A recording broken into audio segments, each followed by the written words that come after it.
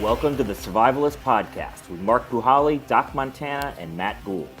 In each episode of the Survivalist Podcast, we look at different events and catastrophes that could happen to you.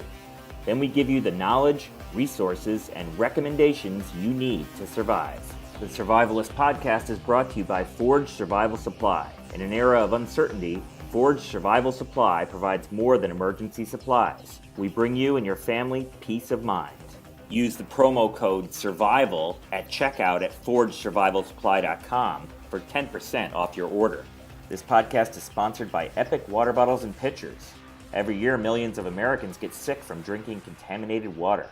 Epic water filters remove chlorine, heavy metals, chemicals, industrial pollutants, pesticides and herbicides, iodine, and microbiologicals from your water. All of this is done with BPA-free, recyclable bottles and pitchers that are made in the USA. So keep your family safe and healthy with Epic Water. You can use the promo code WATER at epicwaterfilters.com for 10% off your order there. Welcome to the Survivalist Podcast. I'm Matt Gould. I'm here with Doc Montana. How you doing, Doc? I'm doing great. How are you? I'm great. We don't have Mark Puhali with us today, which is too bad, but we have a really fun episode today. We have enough listeners now that we can get some data and some research about our listeners, and thank you for that. And one thing we've seen is that you guys really like gear episodes. You want to talk about gear a lot. You want to hear about bug-out bags.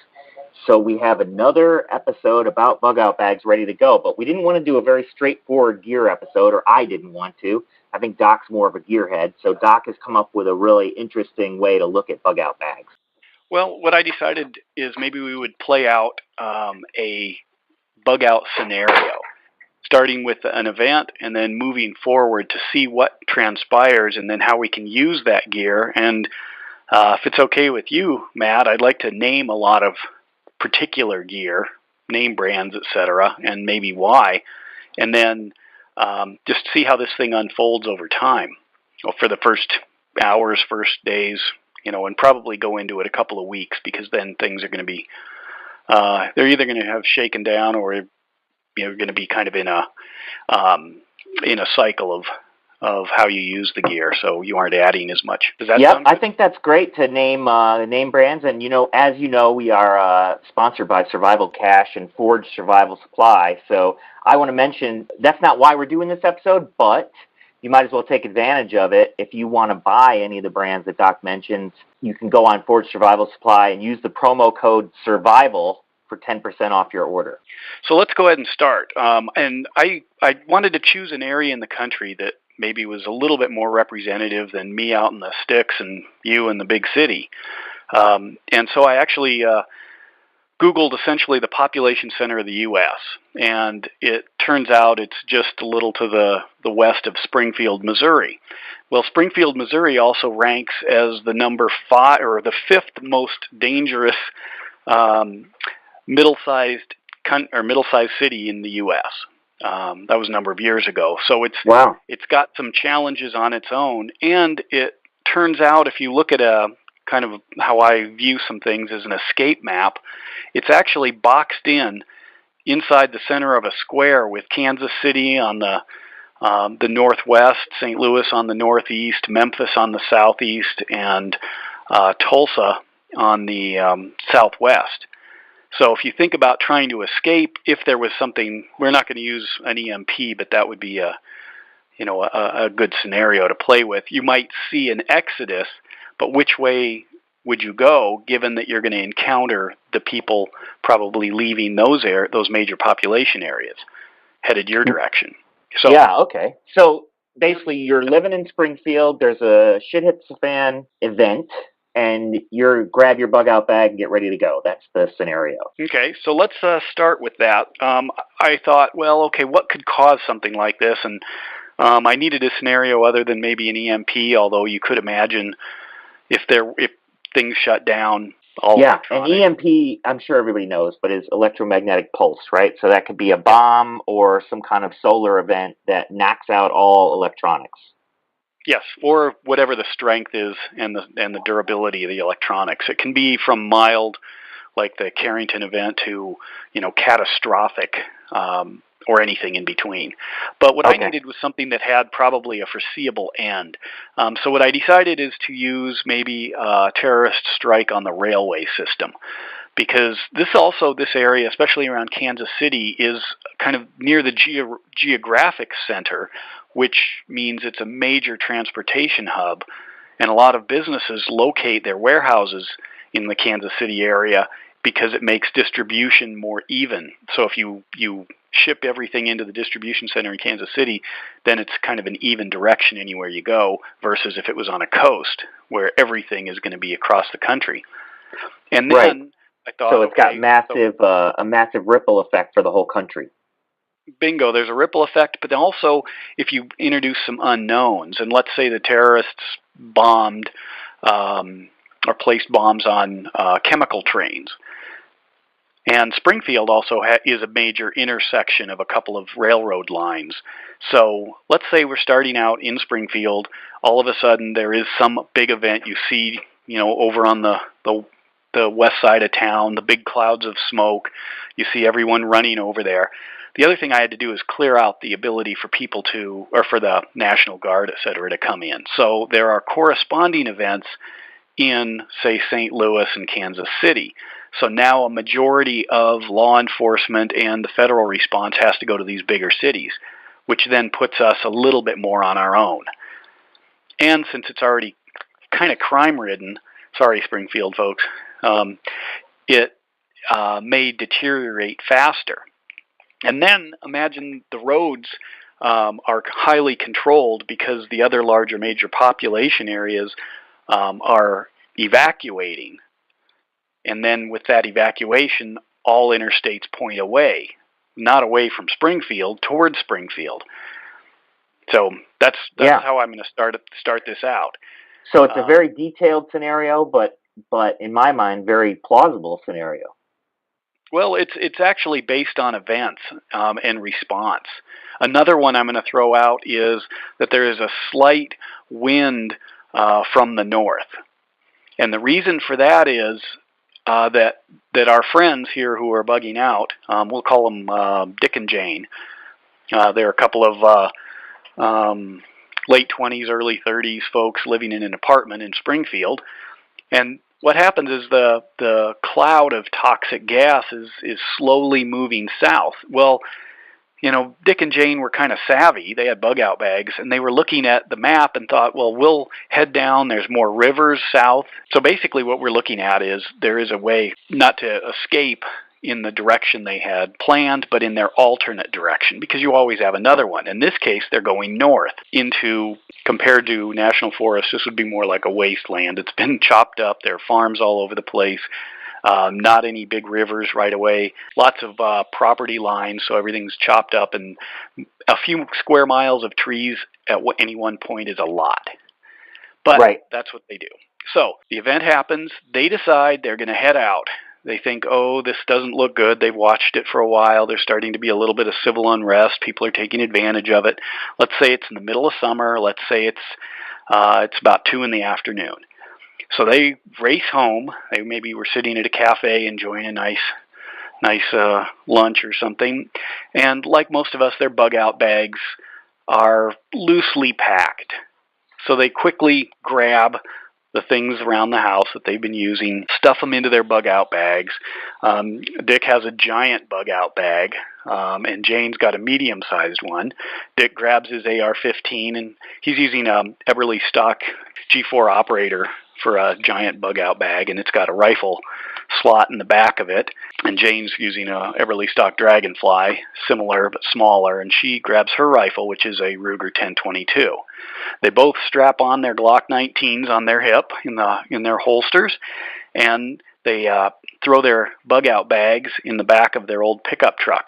Now, they also grabbed a whole bunch of their freeze-dried food and threw it in there, and a handful of tarps, axes, shovels, things like that. And on the back of their little truck, they put their mountain bikes. And so they start heading out of town. They know they can't go south, so they start going north. And right away they encounter all kinds of traffic, all kinds of problems. And in fact, fights are breaking out, and there's people robbing each other, and they're running out of gas, so people are grabbing each other's cars. Forgive me, but why did they decide to go north first? Because the chemicals are blowing south off the railway. Oh, okay. Yes, sorry. So the chemicals are coming in from the south. They're actually, there was an explosion in Springfield, and the chemicals are burning, and the cloud is slowly moving south. Got it. So they have to go north. Their backup plan is going north. They're a couple miles out of town at this point, and things are really bad.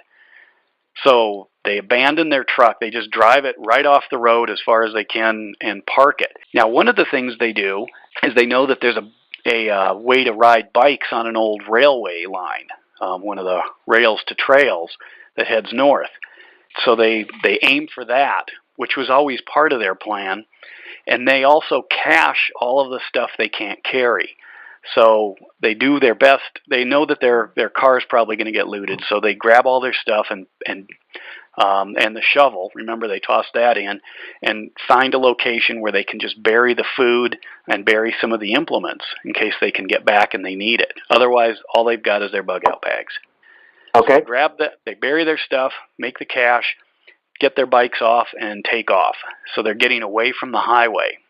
So bikes is a thing, if I can stop you for a second. So sure.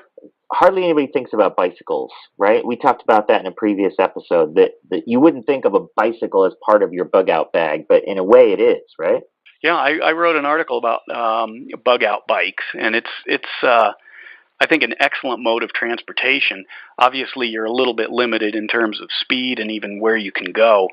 But I would definitely, if you have a chance and you're on the road in a vehicle, if you can get a bike on there, because you just pop it off and take off again, and then the last step would be hiking. And you even pointed out, I think, that the Viet Cong fought a whole war with bicycles, right? Yeah, actually, Mark pointed that one out. And in fact, in Missoula, Montana, there was actually a bicycle army, not a brigade, I don't remember what size it was, but it literally rode from Montana, I believe, to St. Louis. Might have been an infantry. I should look that up. Literally riding bicycles. It's one of the most efficient means of transportation on the planet. I do a lot of mountain biking in Montana, and you can actually do an enormous amount of repairs and get out of crazy situations. You can carry the bike, you can push the bike. If you bust something major, you might be in trouble, but you can also ride some pretty messed up bikes. So they're heading out of Springfield, and I see some towns around there like Willard to the northwest or Stratford to the northeast, but they're heading straight up, right, where there's no town? Yeah, they're headed towards, well, the rails to trails runs through the hills to, I think it's Bolivar. So about 30 miles away is where this ends. They're planning on going about halfway into the hills, and they're looking at large swaths of trees is kind of what they're after.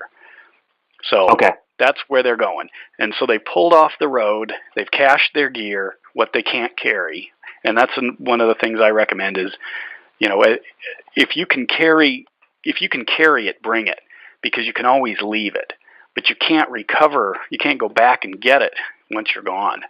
Right. And how do you cache it? Do you just bury it? Do you have a container for it? Well, Dick and Jane didn't have a container. They had a shovel, and they went into the trees off the road and found a long log that was laying down, and dug along the edge of it on the opposite side of the road so it was less visible. And they had a bunch of number 10 cans of Mountain House freeze-dried food. And so they buried those in a row along the log and then covered it up with things. And then they moved a little further away and buried the tools that they used. They had a full-size axe, a full-size shovel with them. And what did they do? And how do you mark it so you could find it again?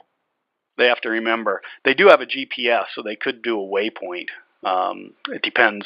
Yeah, in this case, they set a waypoint. They have time. Got it. So then they head out on their bikes. They have to ride for about 10 miles, and they get into an area where there's some thicker trees. They know that nobody's, probably on their tail as far as being a criminal or something, but they know also that they're going to start running into people. Right now, it's about 5 o'clock at night. They're thinking we need to start setting up where we're going to make the first camp. Probably not where they're going to stay, but they want to be able to do everything in the daylight. So they head into the trees. They look for the roughest, toughest area they can find, the one that you would not take as your normal path. You would avoid it. So the steepest edge of the ravine, the steepest, which in this area is not much, little creek cutouts, and then they look for natural bends. So the line of sight, natural bends in the terrain, so the line of sight isn't very long. And so you're assuming that. So this is the same day as the event, right? Yeah. And so in this case, there's already unrest or people getting in fights and being violent. Is that because of the correct. fear of the cloud and you've got to get away fast? Well, the fear of the cloud caused a lot of problems on the road, and then people took advantage of it because they also knew, remember, we still have communication, still have news, and they know that there are major events going on in the bigger cities to the north, at least to the north and east and northwest, the other big rail hubs.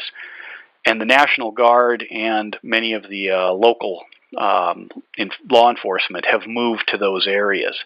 That's what the governor said. Got it. Because St. Louis and Kansas City were more important than Springfield, but Springfield also has a bit of a crime problem, so it was quickly going to deteriorate. And Dick and Jane knew that, so they had prepared, just like you would. You wouldn't sit around and think, I hope people change and all of a sudden become nice. Although if you look at the crime density per square mile, you're in a better shape than you are in Springfield, believe it or not. Yeah, because there's so many people. So anyway, then they find a place. They both have bivy sacks, and they have one tent with them. And they decide they're going to do the bivy sacks this first night. And bivy sack is simply a covering, waterproof covering that goes over a sleeping bag. And the reason they're doing that is because they're in a crazy piece of terrain. There is no flat spot.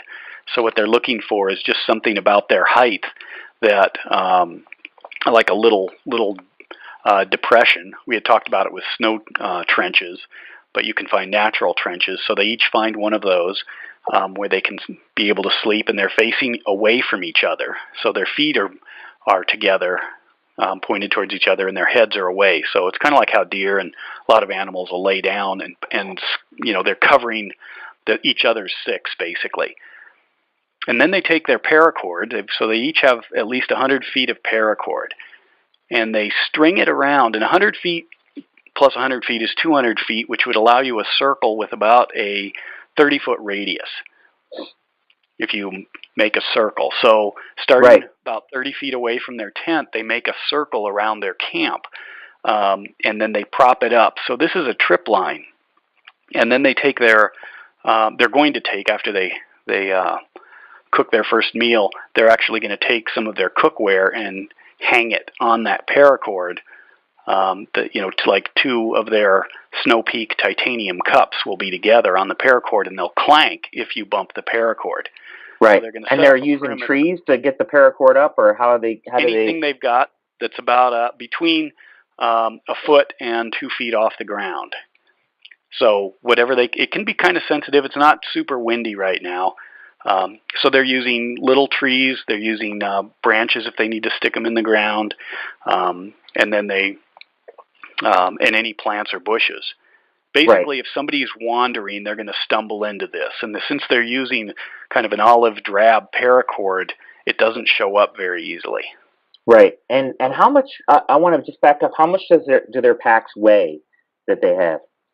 Dick's pack weighs about 65 pounds, and Jane's pack weighs about 40. Okay. That's not including the guns. And those and those packs are distribute the weight really nicely, right? So that you're able to carry a good amount. You could probably double that weight, and it would still ride fine. It just depends on your size.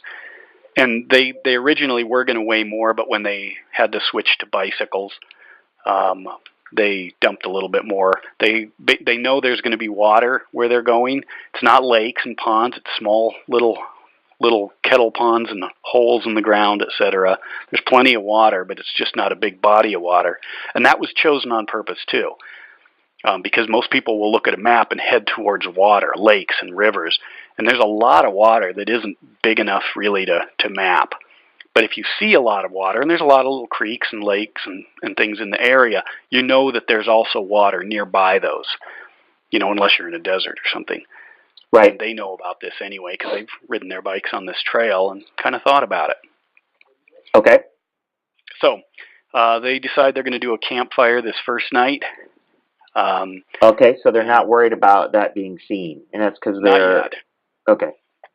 So, and they also know that things are going to probably go downhill from here, so this is like the last time to enjoy it. They have a little campfire. In this case, he pulls out his Falcon Even A1 knife and makes a couple of fire sticks, and then does a little bit of batoning to chop up some smaller sticks. There's plenty of dry material, not on the ground, but up on the trees. They can snap off. And then they have a small fire. They put their Snow Peak titanium pot in to cook water, which they filtered. They were using an MSR ceramic water filter. I believe it was the Mini Works. And then they also have life straws for on the go. They carried with them some Nalgene foldable water bottles that they take up very little space when they're empty. They can fold up on their bags, basically. I think about a documentary I saw on the Kalahari Bushmen, how they have to get an ostrich egg, and if they can't get the ostrich egg, they're going to die because that's the only thing they have to carry water in, We take it for granted, but yeah, it's critical. Well, and each pack has a bladder in it, too, that is full. That's what they started with. So then they eat their meals, hang their cookware along the paracord. Both of them have flashlights. In this case, I think they've got Surefire E2D Defender flashlights, which run on the CR123 batteries. And those are 500 lumens when you first turn them on, or 5 lumens on the second click. And that's all they do. There's no strobes or anything, but that 5 lumens is enough to move around. And Dick brought his Bushnell Equinox Night Vision, which really is a super light, small monocular. And one of the things that a lot of people don't realize is the inexpensive night vision works great if you have a source of light. Now that seems like a contradiction. The source of light is infrared or very, very dim moonlight, etc. So Dick also has a Streamlight SureTac IR flashlight. So not only do they have their regular flashlights, Dick also has a infrared flashlight. The next part of the Survivalist podcast is brought to you by the Perry Blade Survival Knife, designed by SAS legend Mel Perry. For more information, visit perryblade.com. That's Perry, P-A-R-R-Y, blade.com. So infrared flashlight, people, if their eyes are unassisted, they can't see that, right? Can't see it at all. But you can take an inexpensive night vision monocular and use it with a high-quality IR flashlight and get 100 yards worth of clear view. It's amazing what that does. Most of the night vision binoculars will have a little IR emitter. It's just like a little flashlight kind of bolted onto the side of it. But they don't work all that well. The other thing that you can do is mount if he wanted, which he hasn't done, but Dick could mount this IR flashlight on his rifle, and then he could use the monocular on his rail looking through his Aimpoint T1 optic. So that's also a possibility he could do, which now he's got a pretty high-powered night vision scope or night vision optic on his rifle. Yeah, are hunters using these? Predator hunters do. You're not allowed to for conventional hunting at the moment, but obviously in an SHTF situation, things change. And the reason is because you can't shoot after, half hour after sunset. But predator hunting, there's a lot of infrared and thermal predator hunting, coyotes, etc. Right. Okay. It's kind of a big thing around here. So anyway, Dick's ready to go with that. And they turn in as soon as the sun starts to go down, expecting that they're going to have to get up early and then figure out what their next plan is, what their next location is, and that's going to depend on what information they can gather. Yeah. So, is there any kind of a pillow in your bug out bag, or are you just... No, use a stuff sack. We have waterproof stuff sacks designed as dry bags. Actually, they're not stuff sacks, they're dry bags for rafting. And the reason is you can also haul water in those. Fairly heavy plastic with a roll-down top, and they just throw their coats in those and then use that. It's not the most comfortable, but it is watertight, and it's got multi-use. And in fact, some of the newer ones, you can get nice transparent windows so you can easily see what's inside without having to open them up. Plus, they're easier to dig in. Sometimes they're pretty dark when you're digging around for something. So the transparent window helps a lot in seeing down inside them. But they also can hold water. They aren't strong if you fill one with water. You can burst it like a balloon. But it's an excellent way to carry some water if you need to, especially if you're just moving it, say, from your water source up to your camp. And I would recommend not putting your camp at the water source, since that also attracts not only folks but animals as well, and it can have other problems depending on, if it rains or if there's I know sometimes there's dam controlling levels of creeks and streams, so you want to be a little careful. And insects there's a lot more insects by the water, aren't there? There can be, yeah. It depends on where you are, but yeah, certainly a lot of the nasty ones tend to breed in slow-moving water, which could be another thing that's affecting them. They do have mosquito netting over their heads. They have with them some mosquito repellent, but they're not using it yet. If they can get by with just the nets, they put out a much smaller smell signature. It's not as big now, but it will be. I mean, you can smell that stuff from a ways away. It's just like a cigarette or something else. So there's an indicator somebody's around, even if they're hiding. And you can't get rid of it off of your, without washing your sleeping bag or your clothes. So once you start using something with a powerful odor, that odor is going to stay with you. So it can get into a little bit of an issue of when you're trying to evade, because you do stand out. Just something to think about. But if you aren't getting they call it, right? Yeah. So, middle of the night, they hear noise. Dick clicks on his IR system in his infrared, or in his Bushnell binocular, looks around, sees a small deer wandering around. No big deal. Goes back to bed. Next morning, they hike up on a hill and look back towards the cities, and they can see Springfield, and it looks like a mess. Lots of black smoke coming from different areas, so they know they're going to be staying out for a while. Okay. So, and did they pack up their camp first, or they leave everything there and go up to the top of the hill first? In this case, I had them leave it, but they had their packs with them. But that would make probably a lot more sense. Since of the steepness of the hill, they were just going right up outside of camp. One of the things you don't want to do is pack up wet gear if you can avoid it. Right. So let's have them, before they left, they pulled their stuff up and kind of laid it out.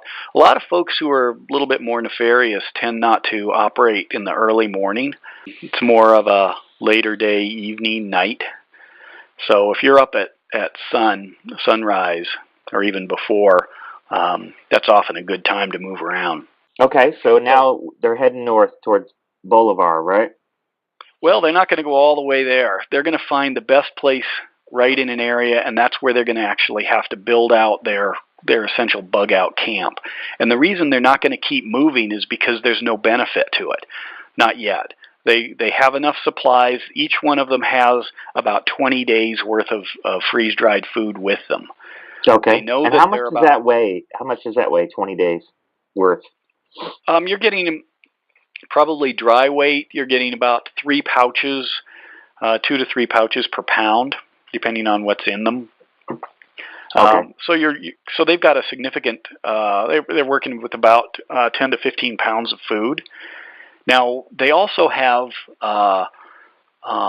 the means to fish and hunt with their rifles. So they know that they need to get off their freeze-dried and save that.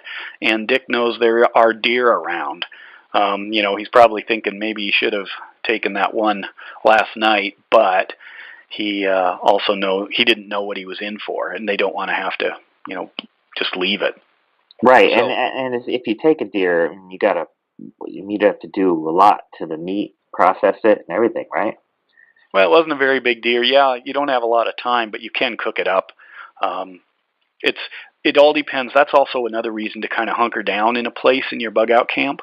You don't want to spend an enormous amount of time moving around because that's really inefficient unless you have an objective.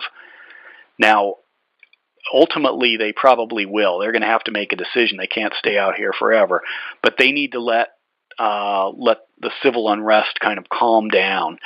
We don't know the full extent of this.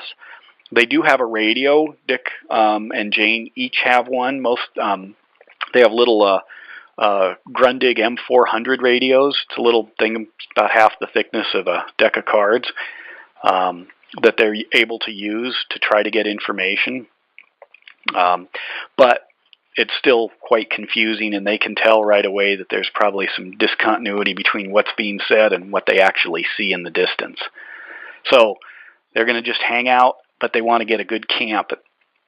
So the next thing, they've got, they pack up their camp and they go back up to the top and look around. Now what's important here is they're trying to figure out what other people are doing. So they're they're trying to see roads, they're trying to see any movement, any direction.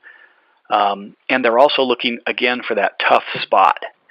A lot of people, when they're traveling around, they think, oh man, that would be such a great bug out location, this nice overlook, and there's a pond down there, and it's just gorgeous. No, that's a nice place for a cabin, but everybody wants to go to that spot. And if you've ever camped in the backcountry, that is the spot that everyone goes to. So if you don't show up early, it's gone. Somebody's already there. Somebody might even be camping away from it, waiting for the people to leave to get that prime spot. So what you're looking for is the unprime spot, the one that the gray spot. The people just glance around and think, there's nothing over there, or it's too rocky, or it's something. And that's where you're going to dig in. Gotcha. Does that make sense? Yeah. It takes a little practice. But just think of where you don't want to go, and that's where you want to go. Yeah, like a thicket of brambles, or You can, yeah, and you can certainly carve out something. That's pretty common. I mean, you go into history too. Yeah, you can carve out a hole inside the middle of an awful brush area, or you can stack rocks. So you have a wall of rocks, so it looks like the wall, or it looks like the rocky hillside is never ending, but it's not. There's a nice place in there. Not big. They don't have to have a huge location, but they are looking for something where you would not wander. Unless you were me. So right. Basically, if you're a criminal, you're looking for an easy score. If you're a family, you're in trouble already probably. It's going to be harder to move around, harder to carry stuff. If you're out of shape at all, you definitely wouldn't want that. So the upper part of a hillside where it's pretty steep, but not where somebody could come over the top and see you right below.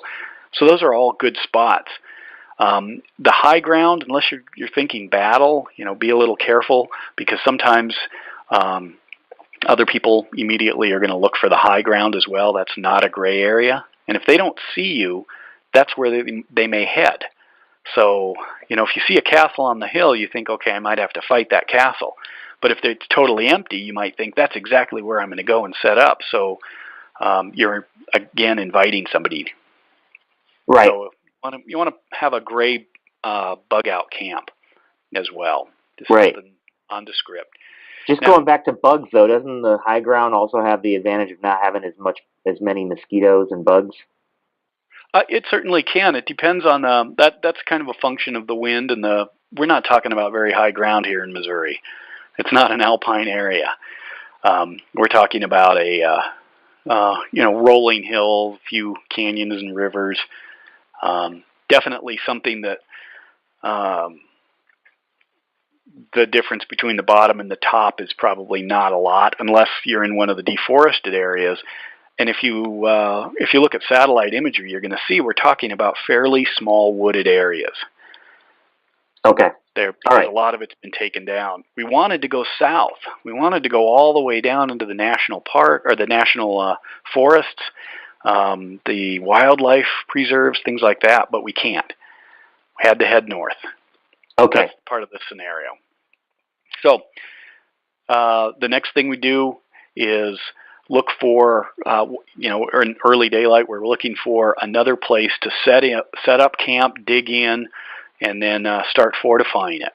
And fortifying it can be that you're, if there's something that could be a trail, a game trail, or anything like that, you might use that as an indication of what you could hunt, but also that if somebody's wandering around, they'll take the path of least resistance, so you may want to put up some resistance on those trails, so you'd follow them down a ways or up or wherever they go, and then put some blockage that would steer people away. And Mark talked about this in a previous podcast. You want to control the flow as much as possible, so somebody doesn't just wander into your camp. I don't know if you remember if you ever read Little House on the Prairie, but when Pa built the house, he built it on a trail. So obviously there were animals, and then of course the Indians came because it was the trail. And he just kind of says, yeah, I wondered about that. I've seen people do that. Literally set up a camp on or right next to a trail, and then they're wondering why everybody is walking by their camp. Right. What is wrong with you? So basically you want to make sure that it's off the beaten path, and it's sometimes shocking that you don't have to go very far to not be seen.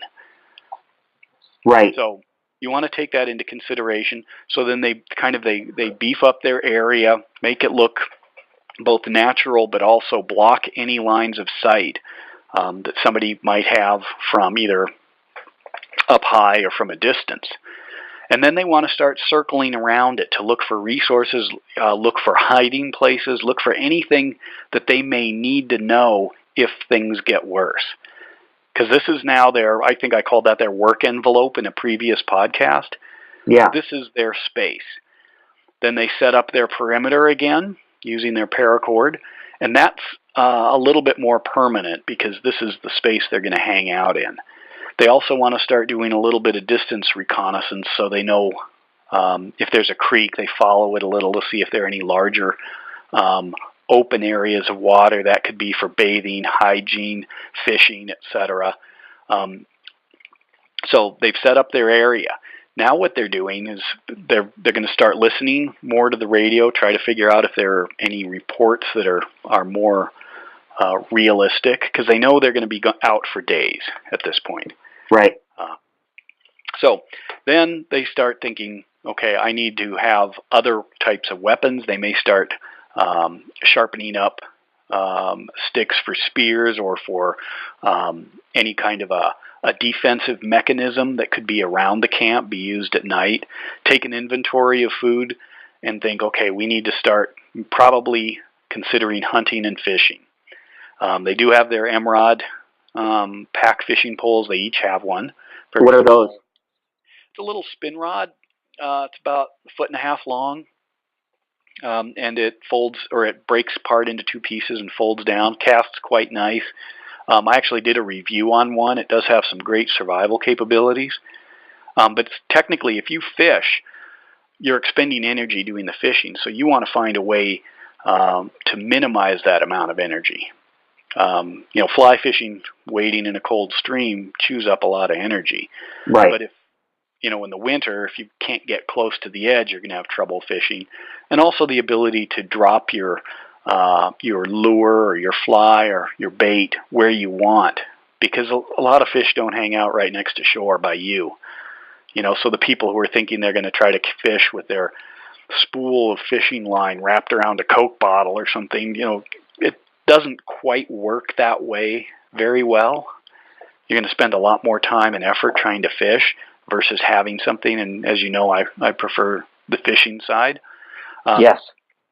But they also ready Jane's rifle, or 10-22. It's a takedown version, and put it together and watch for birds, small mammals, and then Dick has his AR-15 if they happen to see a deer. They will give a sound signature. One shot, people hear it, but they're not sure where it came from. If you have to shoot more than once, it's an old military technique, then people can start honing in on where that shot is. Right. So, but also a lot of people might want to not go near where the shooting is, I would think. Yeah, except we're in a very, think about why they would be where they are. And again, because we're in an unfortunate location, this isn't what we wanted, and you're in about a 2 square mile wooded area at this moment before it breaks out onto plains or farmland. Right, I see. So it's an unfortunate consequence. I mean, they should have chose better. I would have told Dick and Jane not to live in Springfield if they were really concerned, but they did. They chose to it, and in fact, there's about, I don't know, 170,000 people in the main area of Springfield, with about 500,000 within the greater metropolitan area. So right, so very dense. It's very dense, yeah. So they're stuck. I would love to run this whole scenario where I am. Heck, yeah, it'd be a lot easier. I mean, 500,000 people is half the entire state of Montana.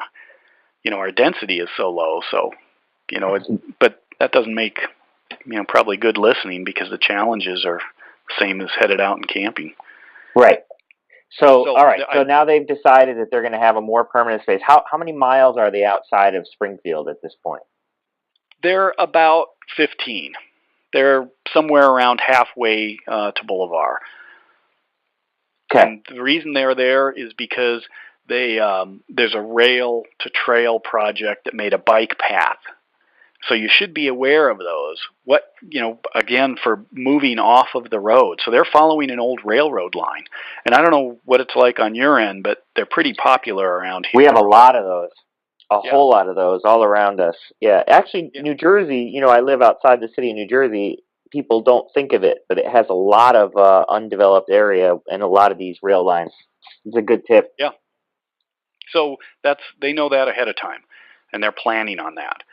Or they planned on that, so they could easily dump their truck, cache their stuff, get on their bikes, and take off. They also, and the reason I said avoiding the really nice areas, there's some beautiful bridges and all kinds of gorgeous scenery.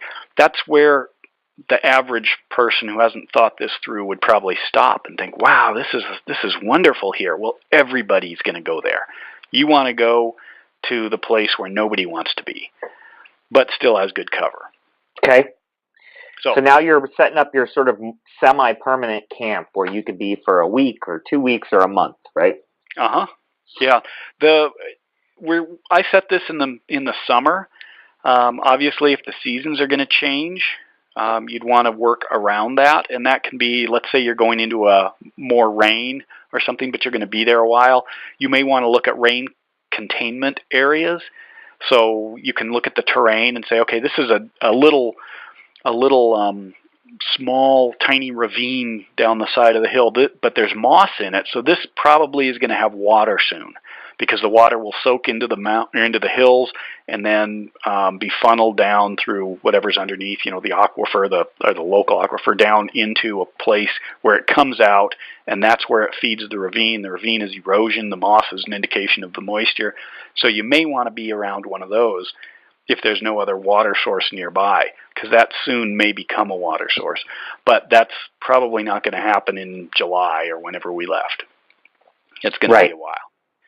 Okay, so then as they set up, they're going to start looking through all of their gear and taking an inventory. There's a lot of redundancy between the two packs. They use similar batteries across things, except for their radios. Those use AAA batteries. Their flashlights and night vision and their night vision flashlight all use the CR123 batteries, which work great in cold weather, have a very long shelf life. They might be more expensive, but they're also a lot higher power. Okay, and are those rechargeable, or what are they? They make rechargeable ones, but Dick and Jane don't have the rechargeable ones.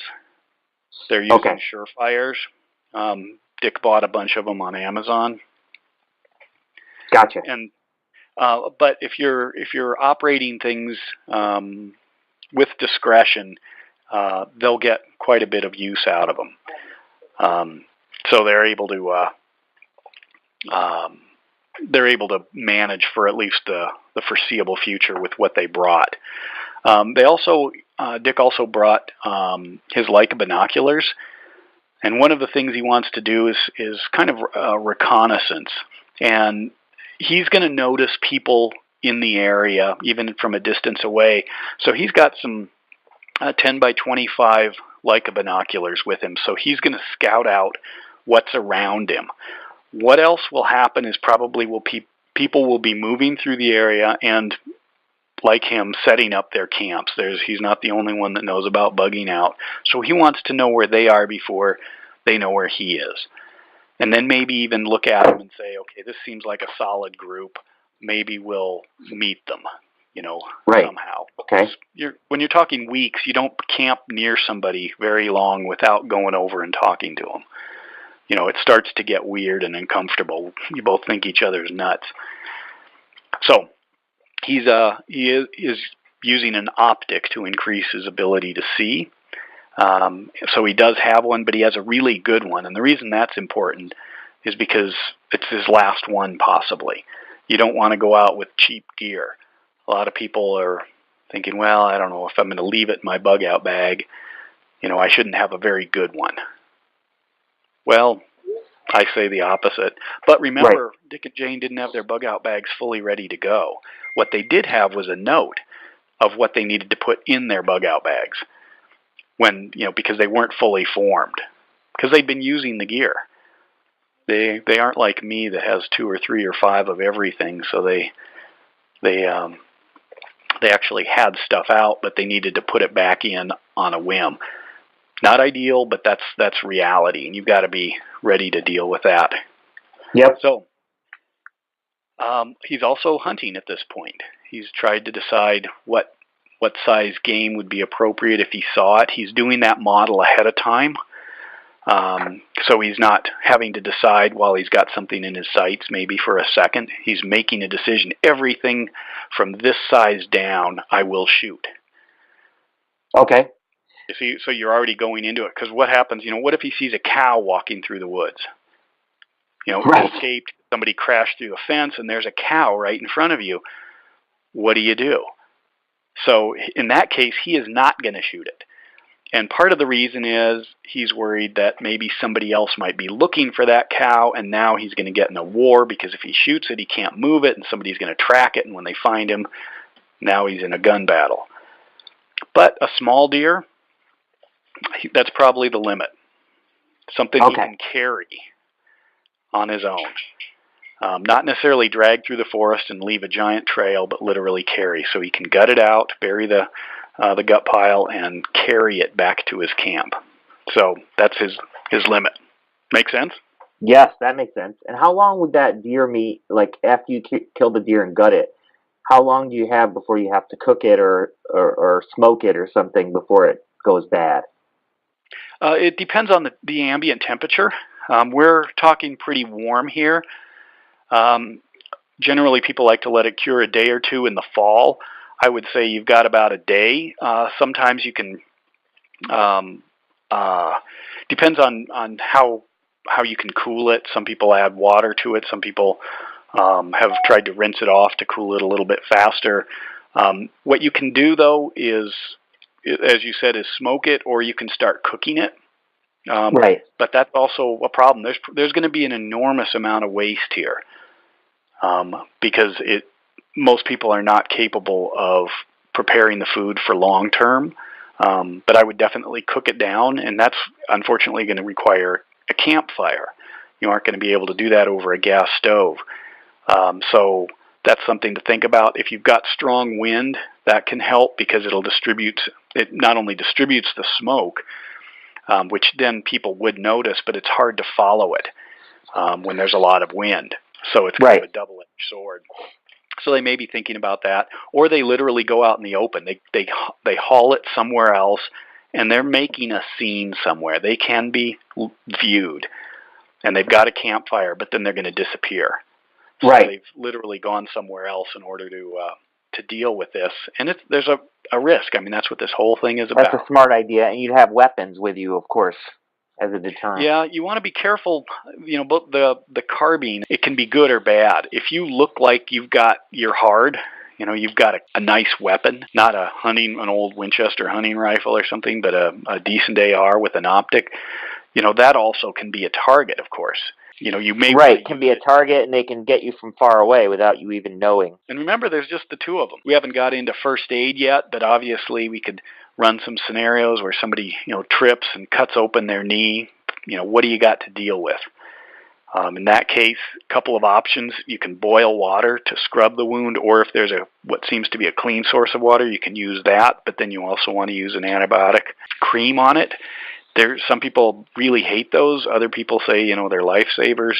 The people who don't like them are under the impression they either don't work or that they can cause certain bacteria not to be killed.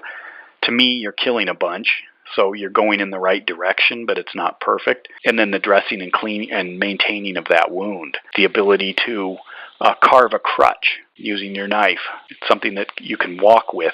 And that's another good reason why they set up camp in a good spot early. Because if you keep moving and something happens, now you're stuck where you are, and you've got to set up camp. So right. You want to, plus as you move through a scenario like this, you're probably becoming worse off. So the more you can do up front, not waiting, the more you can do to set up the camp, the more you can do to prepare it, to get the resources, to get the food, to get firewood if you need it, to stack rocks, whatever you have to do, you do that as soon as possible. You don't think, I'll do that over the next few days, pick away at it. Something happens, you're moving a rock and you smash a finger. Now you can't lift the rocks, you're stuck. Or right. Somebody gets sick and now you're having to spend more time with them, and you've got all these tasks in front of you could have been doing, but you didn't have to. So you want to do the big stuff first. Make sense? Yeah, that makes sense. So what you've got, so what Dick and Jane have here, they've got water because they found a source. They've got food, but they want to get more of that in case it goes on a long time.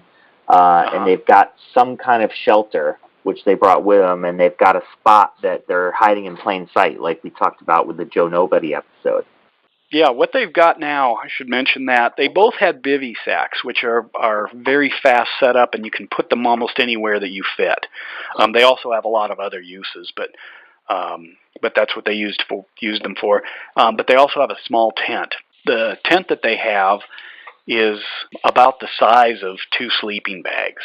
And they find an area where they can set it up. It's a dark colored tent. They can set it up, put the rain fly on, and then they actually cover it with some tree detritus, so it doesn't stand out that much. And part of the reason that they want that tent is because they're going to have to maintain a good attitude, and they're going to be spending a lot of time together because they aren't going to be able to enjoy the backpacking trip that they're on. So they are taking care of their mental state as well.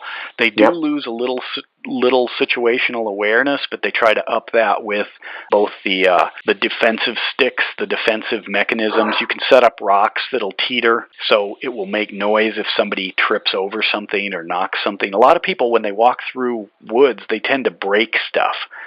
If there's a branch in their way, they snap it off. So one thing you can do is not break any of those things. Leave them all in place, which means you might have to duck down and crawl under things, whereas anyone else would just bust all the branches off. And you can literally see where people go through the forest by the slices of branches that they just push their way through.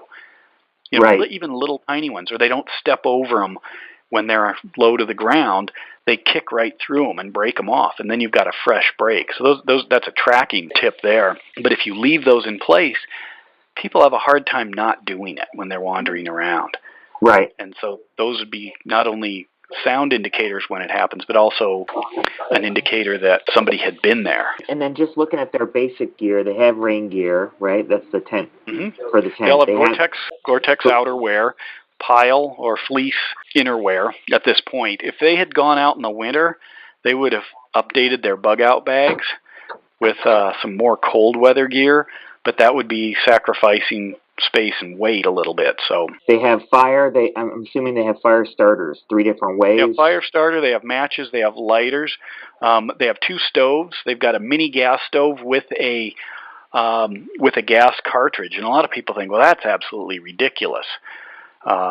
Well, not really, because if you can use it on the first aid side, or if there's a problem, let's say you've injured an arm, you can actually get one of these little stoves going quite easily, almost with nothing. You just turn it on and hit it with a flame or a lighter, or if it's got a sparker, and you're good to go. So sometimes you want to look at things that take two hands and say, well, what do I really need here? And you can leave it. Remember, that's all. You can burn it up and then walk away. But it also is fast on and fast off.